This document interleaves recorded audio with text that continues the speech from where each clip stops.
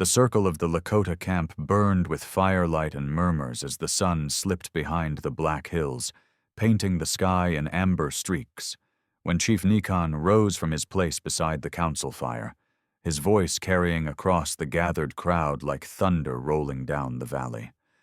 "Tame my wild horse, and my daughter is yours," he declared, his hand resting firmly on the shoulder of Tayanita, who lowered her gaze though her jaw tightened in quiet resistance, while beyond them the stallion snorted and stamped inside a crude corral of braided rope, its hide glistening dark as obsidian, its eyes rolling white with fury as if it understood it was once again the center of men's pride. Laughter spilled from the gathered warriors, some shouting wagers, others jeering as their eyes turned to the poor young man who had dared enter the circle. Elias Boone, gaunt with hunger, his shirt torn at the shoulder, his boots caked in road dust, a drifter who had stumbled into their camp seeking nothing more than a meal, yet now found himself standing at the heart of a trial larger than his own weary body. He swallowed hard, feeling the burn of every mocking stare, hearing the whispers of women who said the horse had already broken the ribs of 2 seasoned riders, that no man could ride it and live. And still he kept his eyes fixed not on the beast, but on the chief's daughter, who for a fleeting moment lifted her gaze toward him, her dark eyes steady, not mocking like the others, but carrying something else, something unspoken that pierced through his shame like a knife. The stallion screamed, rearing, lashing the air with hooves sharp as stone, pulling against the rope so violently that 2 men holding the stakes were dragged forward before they cursed and tightened their grips, and the crowd roared with both awe and dread. Yet Chief Nikon stood unmoved, his chest bare save for a string of carved bone resting over it, his voice steady as he asked Elias if he was man enough to earn a daughter with hands instead of words. And though Elias's lips felt dry, cracked from dust, he answered with a nod rather than speech, for words seemed useless against such a storm. The crowd laughed harder, calling him a fool, calling him already dead, and someone tossed a stone at his feet, yet he took a single step toward the corral, the smell of horse sweat and churned earth filling his nose, the ground vibrating with the fury of hooves. And in that step the firelight caught his gaunt figure, casting him in shadows like a scarecrow standing against a tempest. But the stallion's eyes flickered strangely, flaring wide not with rage alone, but with a flash of hesitation, as if it had seen him before, or seen through him, and Elias stopped, heart pounding, realizing he had no plan, no weapon, no promise beyond the chief's challenge ringing in his ears. Silence rippled for a breath, broken only by the stallion's restless scream. And in that silence, Tayanita's hand, unnoticed by most, brushed against the small pouch tied at her side, fingers curling around something hidden within, her glance once more meeting Elias's, as if to say she held a secret no one else dared to speak. And while the crowd mocked, and the chief's command still hung like smoke in the air, Elias Boone felt a flicker of something he had not known in many moons. Not strength, not courage, but the possibility of both.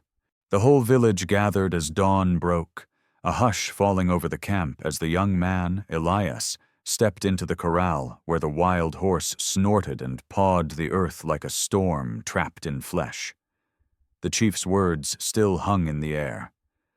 "Tame my wild horse, and my daughter is yours." Some thought the boy foolish, others pitied him, for no man had ever managed to put reins on that creature without being hurled into the dust. Yet Elias, with hunger hollowing his cheeks and courage tightening his fists, walked forward without armor, without whip, only a rope in his hands and a strange calm in his eyes. The horse lunged, rearing high, its black mane whipping like fire, and in a blink it crashed its hooves into the earth where Elias had stood. Gasps filled the crowd, some laughing, some certain he would die before the morning light rose higher. The chief's daughter, Ayana, watched with her hands clenched together, torn between fear and a stirring she dared not name. For this was the first man who had stepped forward, not for gold, not for land, but for her.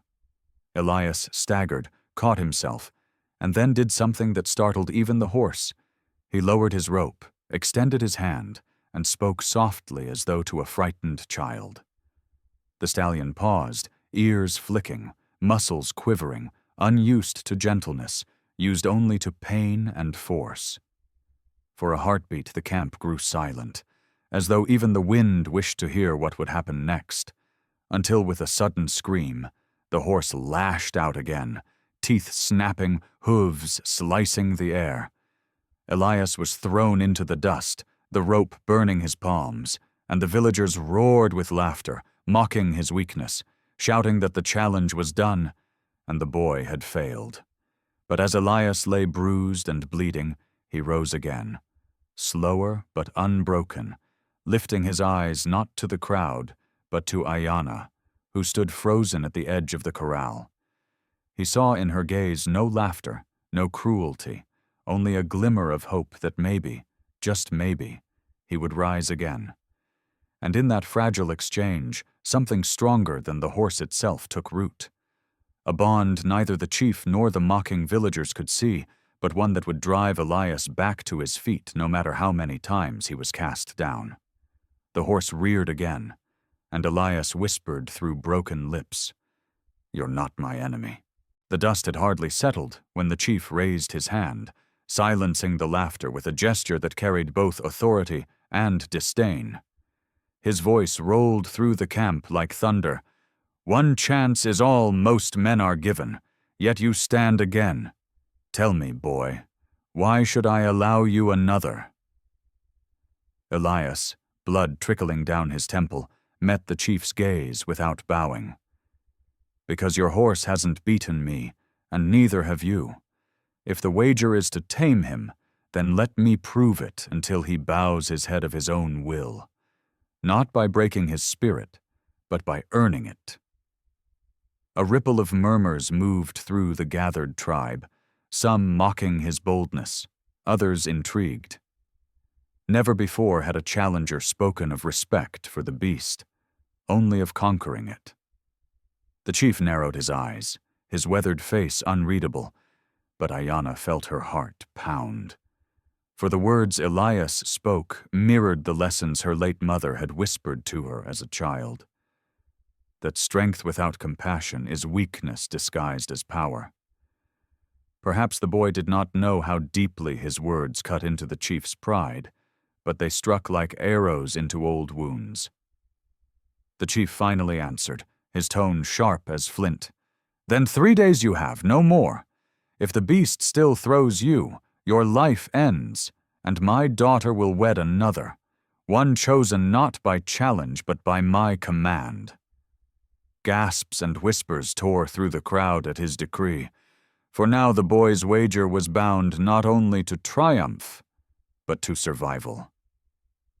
Elias inclined his head, neither begging nor trembling, though his legs wavered from exhaustion. He turned to the corral again, where the horse stood watching with flared nostrils, as though it too had understood the stakes. Ayana's breath caught in her throat. 3 days meant 3 nights of danger, and if the horse did not kill him, her father's warriors surely might. Yet something in Elias's eyes, burning but steady, told her he would not turn away. That evening, as the campfires burned low and the people feasted, mocking stories of his failure already spreading, Elias sat alone at the edge of the corral, speaking quietly to the stallion beyond the rails. He offered no food, no threats, only his voice. Some scoffed, calling him mad, while others shook their heads at his persistence. Yet Ayana, slipping from her father's lodge, paused to watch him in secret, her heart torn between duty and an ache she could no longer ignore. In the shadows, she whispered to herself, "If he wins, It is not only the horse he will tame, it will be my fate as well. And though she tried to still the thought, she could not deny that part of her already wished for his victory. As the moon rose high and silver light touched the restless mane of the wild stallion, Elias leaned against the wooden rail, weary but unbroken. His voice carried soft into the night. You and I are not so different. They want to own us both, but I will not bow, and neither should you. Still, we might walk beside one another if you'll let me. The horse snorted, stamping the earth, yet for the first time it did not charge the rails. It merely stared, ears twitching, as though considering the boy's words. From her hiding place, Ayana's lips parted, her pulse racing. She understood then what the crowd did not. The wager was no longer between her father and the poor young man. It was between Elias and the untamed spirit that mirrored his own. The camp grew restless as the second night fell, drums echoing from the center lodge where warriors boasted of hunts and children mimicked the stallion's fury. Yet at the far edge Elias sat again in the dirt beside the corral, a torn shirt clinging to his shoulders and blood crusted at his brow, speaking softly into the darkness as though it were a friend, his voice weaving words not for the people, but for the beast whose eyes glowed faintly in the moonlight, and though none dared join him, one shadow crept closer, slipping between tents and firelight. Ayana, her breath shallow with fear that her father's guards might see, her heart trembling with a forbidden pull she could no longer silence. She knelt beside him, whispering fiercely, "If they see us, he will kill you faster than the horse ever could." Yet Elias only turned to her with a weary smile, replying, "Then why risk it?" And for a moment her eyes burned with tears she could not explain, because she had not meant to speak, had not meant to come. Yet the sight of him bruised but unbowed drew her as surely as fire draws moths, and she answered, "Because you do not fight as the others do, and that frightens me," her voice breaking with a confession she had hidden since dawn. Elias leaned closer, his whisper so low only she could hear, "It frightens me too, yet if I do not stand, what am I but dust beneath their laughter?" And she felt the truth of his words pierce her like an arrow. For was that not her own life, her spirit chained by duty, her hands bound by her father's pride, her future treated as nothing but a token to wager? She reached through the rails then, offering her palm to the stallion as Elias had done earlier, her voice trembling as she murmured the same gentle words her mother once spoke to calm frightened foals. And to her wonder, the horse did not strike, but lowered its head slightly, nostrils flaring against her skin, and Elias watched with awe as if the beast had acknowledged her before him, a bond whispered across bloodlines and silence. In that instant, the boy realized what no wager had promised. The path to taming the beast lay not in strength nor stubbornness, but in the trust Ayana carried like a forgotten gift. And though the world mocked him, he now saw hope shining in her tears.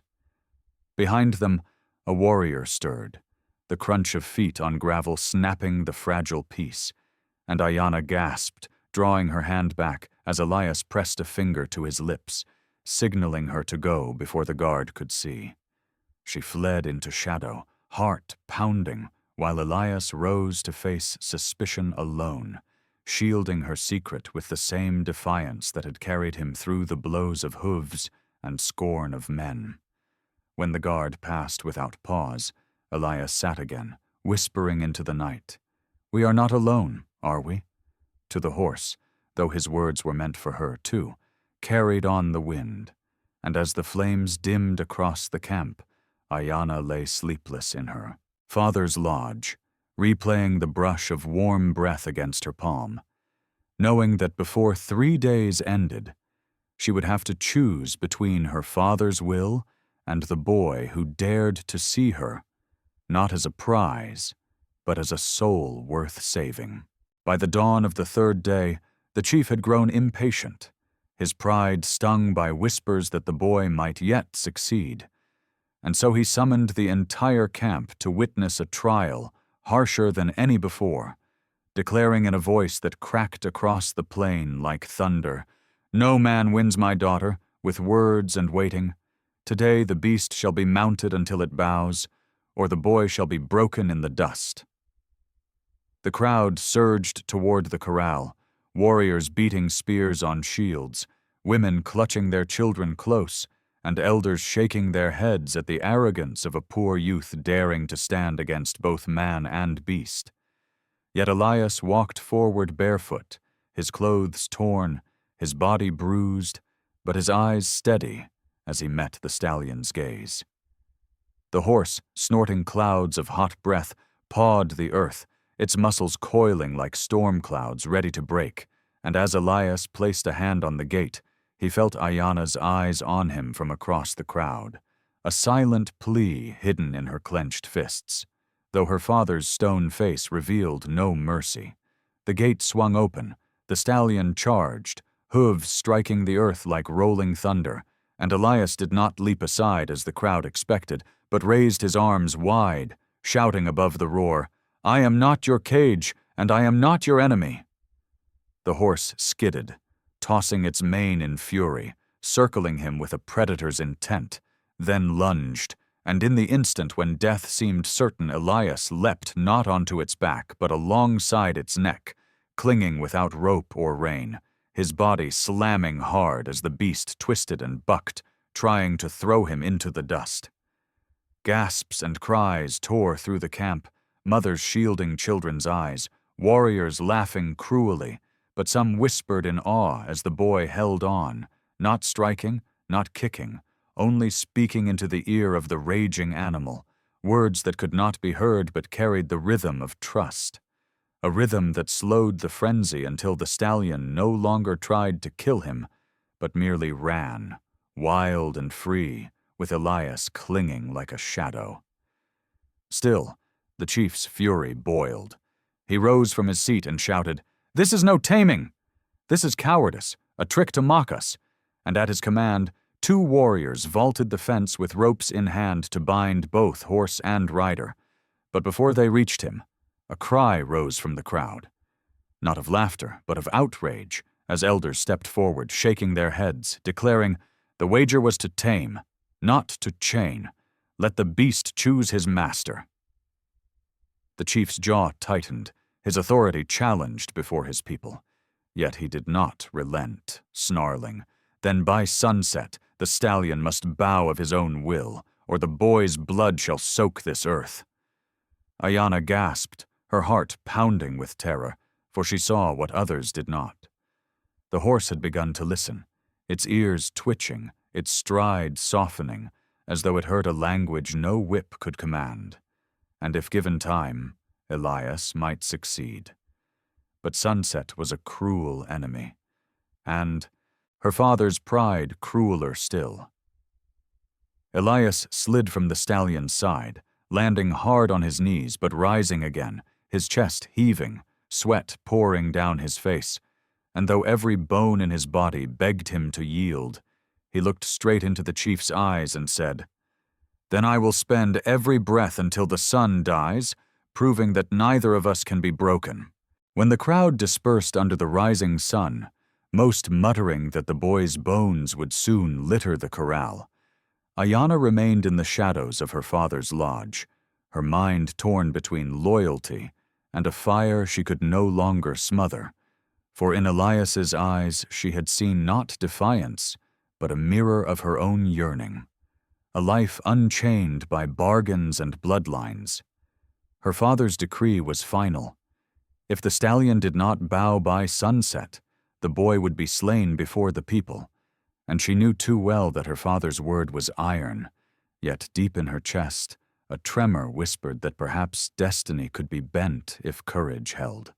That night, while warriors feasted and sang of victories, Ayanna slipped silently from the fire's glow, her feet bare against the dust, carrying beneath her cloak a small pouch of sage and a strip of raw hide her mother had once given her, saying it bore the scent of calm even in storm. She crept to the corral where Elias lay slumped against the fence, his breath ragged, his arms bruised from clinging to the beast, and at the sound of her step he stirred, his eyes widening at the sight of her standing there against the moonlight, whispering his name as though it were a secret. She knelt beside him, her hands trembling as she pressed the sage into his palm, whispering, "Burn this when the time comes. It will soothe his spirit just as it soothed mine when I was small." And Elias stared at her, not as a prize nor as a daughter of the chief, but as the only ally he had in a world set against him. He whispered back, "Why risk your life for me?" And she shook her head, her braid falling loose as tears welled in her eyes, answering, "Because you are the only one who does not treat me as a prize to be won or lost. You see me?" For a heartbeat, silence reigned, broken only by the restless snorts of the stallion, watching them with wild eyes, as though it too sensed the forbidden bond taking root between them. Elias reached for her hand, his fingers brushing hers in a touch that sent heat racing through her. But before words of gratitude could pass his lips, a sound of footsteps jolted her. 2 guards patrolling the camp. In haste she pulled her hand away, thrusting the rawhide strap into his grasp, whispering, "Braid this into your wrist when you face him. It carries my spirit. Let him feel it too." Then she vanished into the shadows, her heart hammering, her absence unnoticed only because the guards passed without suspicion. Alone once more, Elias held the strap and sage, feeling strength surge through him, not from gifts, but from the trust of the woman who had defied her father for his sake. And as he turned toward the stallion, the beast met his eyes, not with rage but with curiosity, as if sensing the shift between them. Elias whispered into the night, "We are not enemies, are we? You are bound as she is bound. Let us free each other." The stallion pawed the earth but did not strike, its gaze lingering, and, for the first time, Elias believed that victory might not lie in conquest but in kinship. Still, as the moon waned, he knew Time was a merciless master, and when the sun rose tomorrow, the chief's decree would demand proof, or death. The sun clawed its way into the sky, painting the horizon in crimson fire, and with it came the gathering of the tribe, drawn by the promise of spectacle and judgment, for the chief's decree had spread through every lodge like smoke, and no man or woman wished to miss the sight of the poor stranger's last attempt at an impossible task. The stallion waited in the corral, its flanks quivering with restless power, its eyes flashing with the knowledge that the day would bring either freedom or submission, and Elias stood barefoot in the dust, clutching the strip of rawhide braided into his wrist, Ayana's gift hidden from all but the beast. The chief's voice cut through the murmurs, sharp as flint. "Before the sun sets, the stallion shall bow or the boy shall die." Gasps rose, not from the cruelty of the command but from its certainty, for all believed the end already written. Yet Elias did not flinch, raising his chin as though the decree had already been weighed and answered in his heart. With a cry, the gate was flung wide, and the stallion burst forth like a storm loosed from chains, hooves thundering, dust rising in choking clouds, the crowd's roar shaking the sky, and still Elias ran toward it, not away, his arms stretched wide as if to embrace the fury. The first collision sent him sprawling, ribs screaming, the crowd jeering, but he rose again, blood trickling from his brow, whispering words of calm that only the stallion could hear, holding aloft the smoldering sage whose smoke curled like prayer into the air. The stallion circled, ears twitching, nostrils flaring at the strange scent, and for a breath the frenzy stilled, but then the chief, unwilling to let gentleness win, barked at his warriors, Rattle the shields, remind the beast of fear." And so they did, banging bronze and hide until the corral shook with sound, driving the horse into another frenzy. Elias was thrown once more, his body battered, and when he staggered to his feet again, blood streaked his chest, his vision blurred, but still he stood, and still he whispered, "Not enemy, not cage, not shame."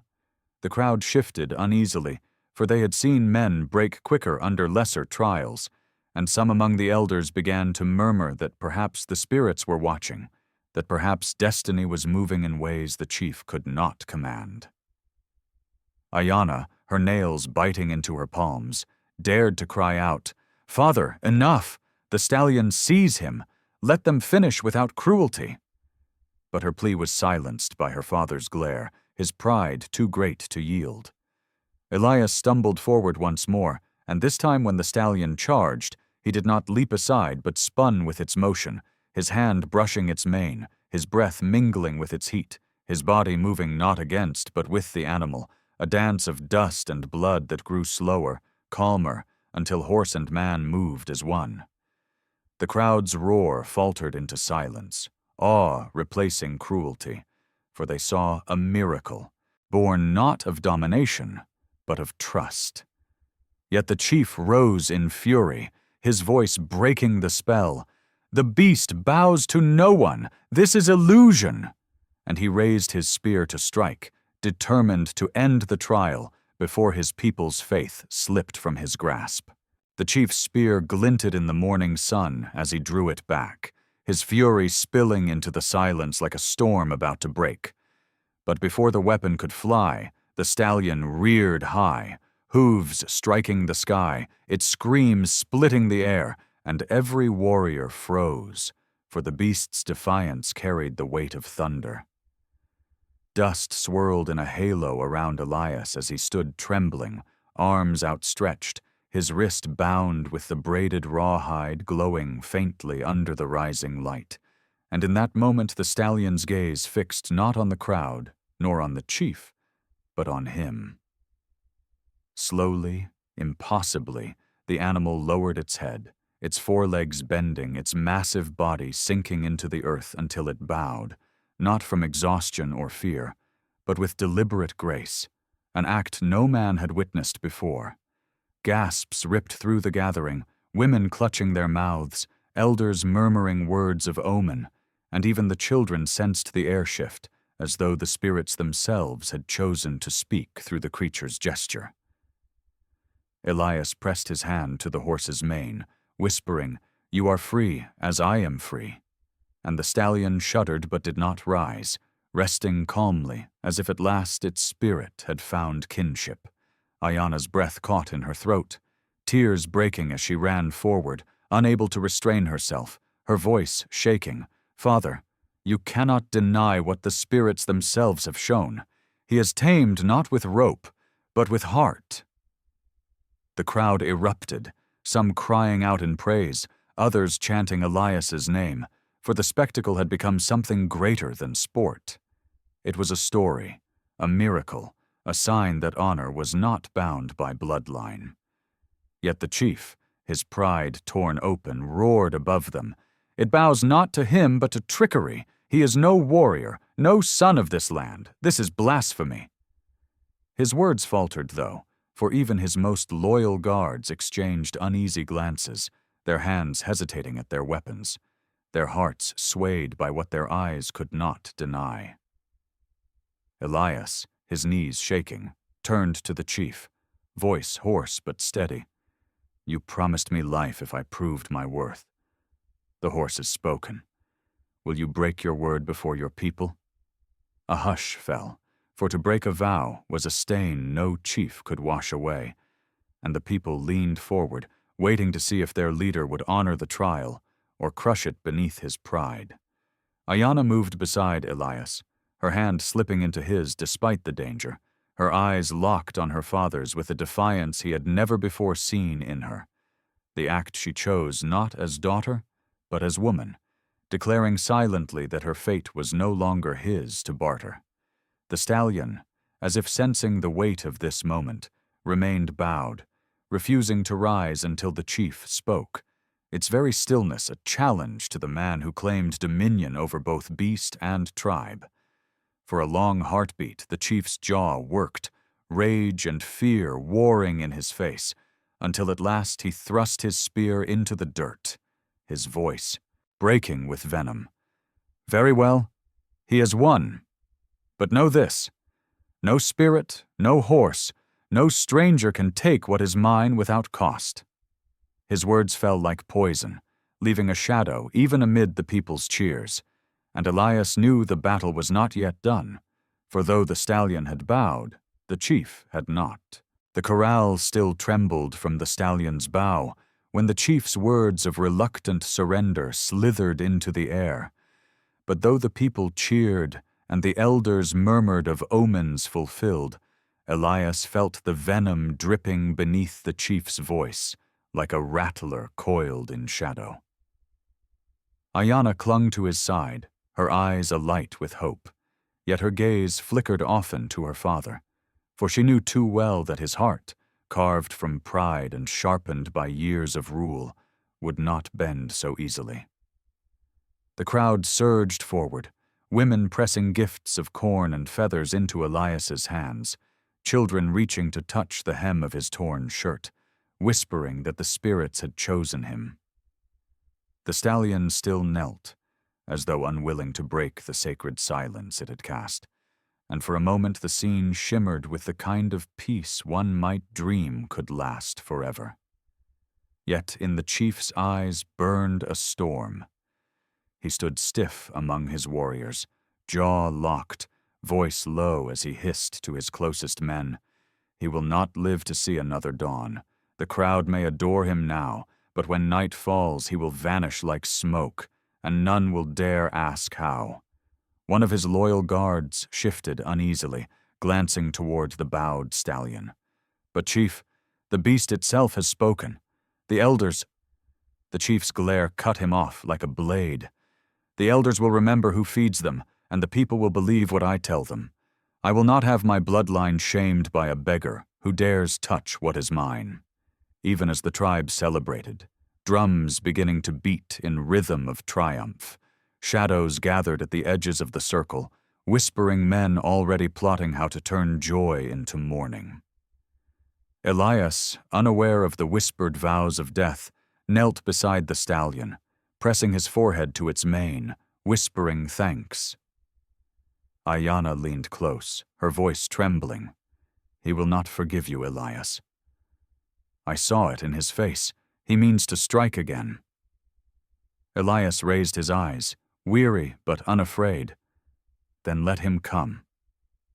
If the spirits gave me strength to tame the untamable, they will guide us through his wrath." But in his heart he knew this was no simple trial of horse and rider. This was war written in silence, waiting for the first drop of blood. As night settled and fires were lit, the tribe feasted, songs rising into the heavens, while the chief withdrew to his lodge, his face a mask of stone. There, beneath the flicker of flames, he took up a blade of obsidian and dragged it across his palm, blood welling in a crimson vow. "By my blood he will not see another moon," he swore, letting the droplets fall into the earth as offering to darker spirits than those who bowed the horse. Outside, Ayanna guided Elias to a small shelter, her heart torn between joy and dread, whispering, "If he strikes, it will be tonight." Elias clasped her hand, steady despite his wounds. "Then tonight we do not hide, we endure, for truth cannot be killed in shadow." And though the fires of celebration burned bright, somewhere beyond their glow, unseen eyes watched with knives of silence, waiting for the moment when vengeance would walk. The feast had dwindled to embers. The tribe's laughter softened into weary murmurs, and one by one, families retreated to their lodges, leaving the great fire snapping in the wind like the last heartbeat of celebration. Elias sat close to Ayanna, inside the small shelter she had led him to. the rawhide bracelet still warm against his skin, its faint glow now dim under the shadow of night. Sleep pressed heavy on his eyes, but her warning echoed within him. If he strikes, it will be tonight. Outside, the stallion stood tethered near the corral, restless, its ears twitching at every shift in the dark. Then the sound came, soft, deliberate footsteps. 3, then 4, circling like wolves closing on a wounded deer. Elias held his breath, hand tightening on the small knife Ayanna had slipped to him beneath the blanket, her own hand trembling against his chest. From the shadows slid figures cloaked in ash, blades catching what little light the moon spilled, their faces hard with the chief's command. One motioned to the others, and they moved with the patience of hunters, certain of their prey. But the stallion screamed suddenly, loud and piercing, rearing so violently that the corral posts rattled and the cry tore through the silence like a war horn. Elias sprang to his feet as one of the assassins lunged into the shelter, knife flashing toward Ayanna. Without thought, Elias caught the man's wrist, the blade grazing his shoulder as he twisted with desperate strength, sending the attacker crashing into the dirt. Another shadow rushed in, but Ayanna seized a burning brand from the fire pit and thrust it forward, the flame licking the man's face, forcing him back with a howl. Outside, chaos erupted as the stallion broke free of its tether, charging with hooves like thunder, scattering the other would-be killers. The people, startled awake, rushed from their lodges, cries of alarm splitting the night as they saw blood already spilt. Elias stood at the shelter's entrance, chest heaving, his arms slick with blood from the cut, but his voice rang out clear. "The chief sends knives in, the night because he cannot face the truth in the sun." The words hung heavy in the smoky air, carried from ear to ear, and the tribe murmured in confusion and anger, their trust in their leader fraying like torn hide. The chief himself emerged from his lodge then, his face twisted in feigned rage. "Lies! He provokes my people! He seeks to divide us with false cries!" But the trembling assassin Elias had thrown down, staggered into the firelight, blood on his lip, voice breaking as he shouted, "It was you, chief! You ordered it! You bound us to silence with fear, but I will not carry your curse!" The crowd gasped, and the stallion screamed again, pawing the earth as if to confirm the confession. The chief's mask of control cracked, his hand tightening on his obsidian blade. Yet even as he raised it, his people began to draw back, no longer certain of his right to command. Elias stood firm, wounded yet unbroken, the firelight gleaming in his eyes. And Ayanna, standing at his side with the brand still burning, lifted her voice with his, "Truth walks even in the dark, Father, and it will not bow to your knives." The night's terror had split the tribe into silence, every face lit by the fire's restless glow, as if the flames themselves demanded judgment. The chief stood at the center, his obsidian blade trembling in his grip, his eyes darting from the crowd to the kneeling assassin who had dared confess. Around him, men who once would have leapt to defend his word now hesitated, the weight of truth pressing heavier than his command. Elias, bloodied but unbowed, stepped forward with Ayanna at his side, his voice low yet carrying with a strength that made the air itself still. He sent knives in the night, while the stallion knelt in daylight to the will of the spirits. Who do you trust? One who hides in shadow, or one whom even the untamed obeyed beneath the sun? The murmur spread like wildfire, old women nodding, young warriors shifting uneasily, mothers drawing children close as if a spell had broken. The chief raised his blade high, fury spilling from his lips. "He bewitched the horse! He tricks you with lies and cowardice! He is nothing but a beggar who covets what is not his!" But as his cry echoed, the stallion, still unbridled and free, charged forward, circling the fire with thundering hooves before stopping squarely beside Elias, bowing its head as it had before. A hush fell, and in that hush the tribe saw not a beggar, but a man marked by destiny. The assassin, shaking, lifted his face to the firelight and shouted once more, "It was the chief! He bound us in blood and demanded silence. No spirit blessed his rule. He clung to it with fear." The elders exchanged glances, their authority fragile, yet even they knew the truth when laid bare. One, bent with age, raised a trembling hand toward the crowd. "No man who spills his people's blood in secret can hold the sacred fire. His spirit is broken, and his rule has ended." The people cried out in agreement, their voices rising, and the chief's hand faltered as he saw his power slipping like water through clenched fists. He turned to his warriors, seeking loyalty, but they shifted back, lowering weapons rather than raising them. Panic, raw and wild, flickered in his eyes. "You dare betray me? You dare strip me of my birthright?" he roared, but his words carried no weight now, only desperation. Elias stood firm, his voice steady. "It is not betrayal, Chief.